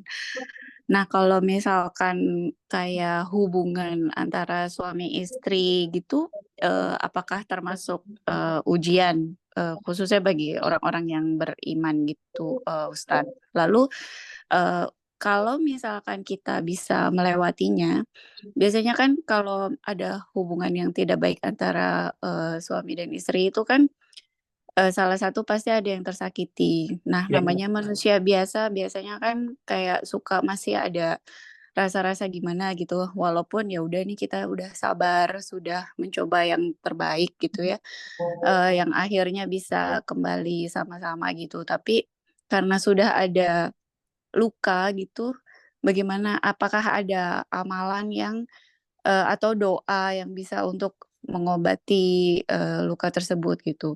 Intinya sih mau tanya apa itu juga termasuk ujian gitu. ya, Masya Demikian Allah. Ustadz. Terima kasih. Masya Allah. Allah. Jadi, Masya Allah. Ya, ketika kemudian Allah uji kita di tengah rumah tangga kita, ya, dengan sedikit masalah dan lagi-lagi memang tidak ada keluarga yang tidak ada punya konflik, tidak ada masalah. Bahkan keluarga baginda Nabi Shallallahu Alaihi Wasallam juga tidak lepas dari riak-riak masalah di tengah keluarga Nabi Shallallahu Alaihi Wasallam. Bagaimana Nabi menghadapi kecemburuan ibunda Aisyah radhiyallahu anha, bahkan Nabi itu pernah mendiamkan istrinya selama 1 bulan. Walau Allahu Akbar. Kita perlu ingatkan para laki-laki, para suami, kesolehan, kebaikan seorang laki-laki itu tidak ditentukan oleh sorban, tidak ditentukan oleh jubah yang tidak lepas dari pakaiannya. Kemudian seorang laki-laki itu dilihat dari selembut apa, sebaik apa muamalahnya kepada istrinya. Ternyata itu ukuran solehnya seorang laki-laki, sebagaimana Nabi sebutkan dalam hadis, sebaik-baik kalian adalah yang paling baik muamalahnya, perilakunya kepada istrinya. Maka kalau ada suami kelihatannya baik, kelihatannya rajin sholat, tapi kemudian menzalimi istrinya, kasar kepada istrinya, melalaikan hak-hak istrinya, maka itu ada masalah dalam pemahaman agama dia. Mudah-mudahan Allah memberi petunjuk kepada setiap umat Nabi Muhammad SAW. Nah, apakah kemudian permasalahan dalam rumah tangga itu bagian dari ujian-ujian yang menimpa orang? Jelas itu bagian dari ujian-ujian yang menimpa orang-orang beriman. Ya, ketika kita bersabar menghadapi ujian tersebut, kita merasa sakit betul dengan perilaku pasangan kita, tapi ya kita harus berdamai, kita harus menerima, mengingat maslahatnya sepertinya lebih besar ketimbang kita bisa. Kalau tak bisa, kalau saya kembali memaafkan dia, ada luka, kemudian ada sakit, tapi kayaknya mudaratnya lebih kecil dibanding ketika saya kemudian cerai, pisah dengan pasangan saya, anak saya akan kehilangan sosok bapaknya, sosok ibunya, dan itu pasti akan merusak psikis dan mental anak-anak. Tidak ada surah dalam Quran dinamai dengan surah An-Nikah, tapi di dalam Quran itu ada surah namanya At-Talaq, yang menunjukkan bahwa talak itu bukan kaleng-kaleng, talak itu bukan hal yang biasa. Proyek keberhasilan terbesar syaitan dan bala tentaranya itu ternyata bukan judi, bukan khamar, bukan kesyirikan, tetapi proyek terbesar syaitan itu adalah perceraian, memisahkan antara suami dengan istrinya. Nah, satu ujian dengan pasangan itu apa namanya, ujian hubungan kita dengan pasangan yang sedang tidak baik-baik saja, itu bagian dari antara ujian yang ditimpakan Allah kepada orang-orang beriman. Ketika dia bersabar lalu kemudian dia memaafkan demi maslahat yang jauh lebih baik, maka insya Allah pahala yang besar di sisi Allah Subhanahu wa Ta'ala. Salah satu bukti dalam Quran yang menunjukkan kesabaran ada kezaliman suami atau perilaku suami yang buruk demi menjaga kemaslahan, itu bagian dari ujian orang-orang beriman. Salah satu dari 4 wanita terbaik yang Allah jadikan pemimpin wanita-wanita penghuni surga itu adalah Asia binti Muzahim, istrinya Fir'aun. Ya. wanita tersalihah, wanita terbaik di zamannya menikah dengan laki-laki yang paling buruk sepanjang sejarah manusia itu Fir'aun. Apakah Allah adil? Jawabannya Allah adil. Karena yang diuji adalah Asia. Kenapa Asia yang diuji? Karena Allah Maha tahu Asia itu sanggup membawa beban yang begitu berat ini. Nah, ketika Mbak, siapapun yang ada di majelis ini, kemudian Allah uji dengan pasangannya, ya bagi seorang muslim punya dua pilihan. Kalau dia tidak kuat, maka dia berhak untuk, ketika dia dizalimi, dia berhak untuk meminta cerai, ya, karena itu memang dibolehkan dalam agama.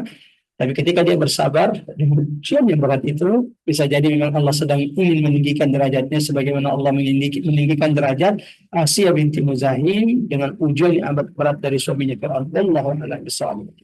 Ya, silakan, Bari. Ini Makasih sudah Ustaz. menjelang asar di Makassar. Baik, terima kasih Ibu Yola untuk pertanyaannya. Memang kalau di Al-Quran tidak ada secara rinci ya Pak Ustadz, contoh-contoh yang secara detail, tapi memang ada beberapa kisah mengenai hubungan keharmonisan dalam rumah tangga, dalam artian tadi ya antara Fir'aun dengan istrinya. Jadi ada yang contohnya istrinya yang istri Nabi Nuh, istri Nabi Lut, tapi di satu sisi ada istri Fir'aun yang Siti Asia gitu ya Pak Ustadz ya. Betul, betul. Cuma kan memang apa ya istilahnya kesabaran orang itu, nah itu tadi ya, kesabaran nggak boleh ada batasnya ya Pak Ustadz, tapi itu tergantung dari kekuatan masing-masing juga Pak. Betul. Iya, memang apa dikatakan lebih mudah daripada di Betul. gitu ya Pak Ustadz. Oke. Baik, Ya. karena tidak ada pertanyaan lagi, kita tutup saja ya Pak Ustadz dengan doa. Ya. Ya, zaman Ramadan. Ya, bisa Pak Ustadz. Sama-sama kita berdoa jadi majelis ini diaminkan, kita tidak tahu dari lisan siapa Allah akan ijabah doa-doa kita. Kita mulai dengan istighfar ya kali. Astagfirullahaladzim, astagfirullahaladzim, astagfirullahaladzim. Allahumma ya rahim ya rahim. Allahumma la tada fi maqamin hadha dhanban illa ghafart, ولا هما ولا هما إلا فرجت, ولا مريضا إلا شفيت, ولا حاجة من حوائج الدنيا إلا يسرتها يا أرحم الراحمين. اللهم ya Allah Tuhan kami, Engkau yang maha mendengar, Engkau yang maha melihat, Engkau yang mengetahui isi hati setiap di antara kami. Ya Allah ya Rahman ya Tuhan kami, Engkau yang maha tahu setiap ujian-ujian yang menimpa kami. Ya Allah ya Rahman, Engkau lebih tahu tentang diri kami dari diri kami sendiri. Ya Allah, jangan biarkan kami bubar meninggalkan majelis ini kecuali Engkau telah membersihkan setiap di antara kami dari dosa-dosanya. Ya Rahman ya Rahim, jangan biarkan kami bubar meninggalkan majelis ini ya Allah, kecuali siapapun saat ini yang mendapatkan ujian dari sisi ini, siapapun di antara kami yang saat ini sedang menghadapi kesulitan, kesedihan, kegundahan. Ya Allah, jangan biarkan kami tutup majelis ini kecuali Engkau telah berikan jalan keluar. Engkau telah mengangkat kesedihan-kesedihan itu dari dada saudara-saudara kami. Allahumma ya Allah, siapapun di antara kami yang saat ini sedang sakit, maka sembuhkan mereka ya Allah. Jadikan ujian sakit mereka pembersih dan sebab Engkau tinggikan derajat mereka kelak di surgamu ya Arhamar Rahimin. Allahumma ya muqallibal qulub, tsabbit qulubana ala ta'atik ya Allah ya Rahman. Kami ini lemah, iman kami ini lemah ya Allah. Jika Engkau tidak kuatkan, Engkau tidak teguhkan kami di atas agama-Mu ya Allah. Ya Rahman ya Rahim, jaga keturunan kami sepeninggalan kami Allah. Teguhkan mereka di atas Islam. Ya Allah, jadikan mereka generasi yang mendirikan salat dan menjaga salat mereka. Ya Allah, kepadamu kami sandarkan segala urusan kami. Allahumma ya nasirul madlumin, ya rabbal fuqara wal masakin. Bantulah dan tolonglah saudara-saudara kami yang ada di Filistin. Ya Allah, segerakan kemenangan bagi mereka ya Arhamar Rahimin. Rabbana la tuzigh qulubana ba'da idh hadaytana wa hab lana min ladunka rahmatan innaka antal wahhab. Rabbana zalamna anfusana wa illam taghfir lana wa tarhamna lanakunanna minal khasirin. Rabbana atina fid dunya hasanah ربنا اغفر لنا ولوالدينا وارحمهما كما ربونا صغارا ربنا آتنا في الدنيا حسنة وفي الآخرة حسنة وقنا عذاب النار وصلى الله على محمد وعلى آل محمد والحمد لله رب العالمين. السلام عليكم warahmatullahi wabarakatuh. Silakan Mbak Ari.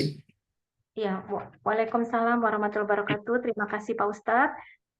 Insya Allah kita semua diberikan umur panjang dan nikmat sehat. Kita bisa bertemu kembali di Rabu minggu depan. Kita lanjutkan tadabbur surat Shad untuk ayat 50 dan seterusnya. Terima kasih sekali lagi atas perhatian dan partisipasi Bapak dan Ibu yang sudah menyimak kajian ini dari awal sampai akhir. Kurang lebihnya kami mohon maaf lahir batin. Wabillahi taufik wal hidayah. Wassalamualaikum warahmatullahi wabarakatuh.